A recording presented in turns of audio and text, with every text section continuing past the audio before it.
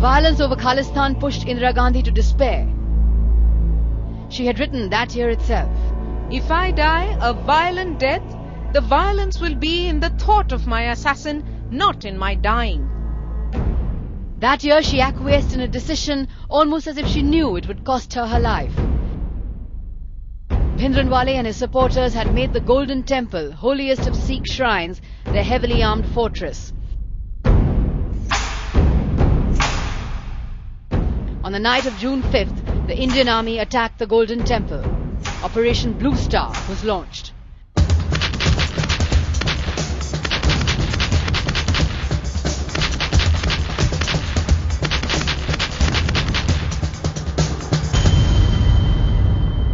When the last gun fell silent, Bhindranwale lay dead, but so were over 300 commandos. More than 500 pilgrims were killed in the crossfire. 300 bullet holes riddled the Harmandir Sahib, and the Akal Takht was badly damaged. The general, who was an associate of Bhindranwale, was a very clever military officer. And so when the army was sent in, they found that they came up against a full-scale, properly planned defensive operation. Blue Star was a monumental mistake, symbolic perhaps of the last years of Indira Gandhi's prime ministership, when she seemed to lose her famous self-belief and political shrewdness. That year her speeches had begun to sound almost prophetic about her own looming death. जब मेरी जान जाएगी तो मैं कह सकती हूँ कि एक-एक खून का खतरा जितना मेरा है, वो एक-एक खून एक भारत को जीवित करेगा, भारत को मजबूती देगा.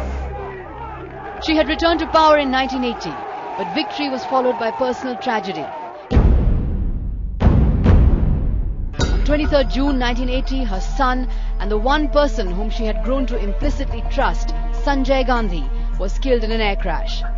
By now she trusted no one but her own family and turned to her other son, Rajiv, and daughter-in-law Sonia for comfort.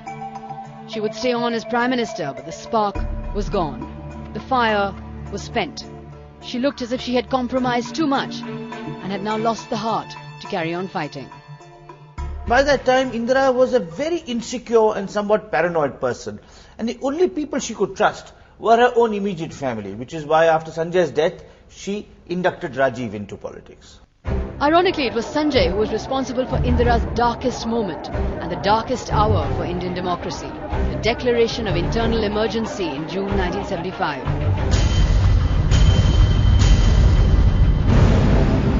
The High Court ruling had held her guilty of electoral malpractices, and she was about to be unseated as Prime Minister. Sanjay, who was by now her chief confidant, would have none of it. Instead of respecting the Allahabad High Court judgment, Mrs. Gandhi turned her back on democracy, convinced that this was the only way to ensure her own political survival. Her political opponents were jailed, the media was muzzled. The daughter of India's original democrat, Jawaharlal Nehru, became India's great dictator. For the first 6 months, she thought she had done the right thing to bring discipline to the country.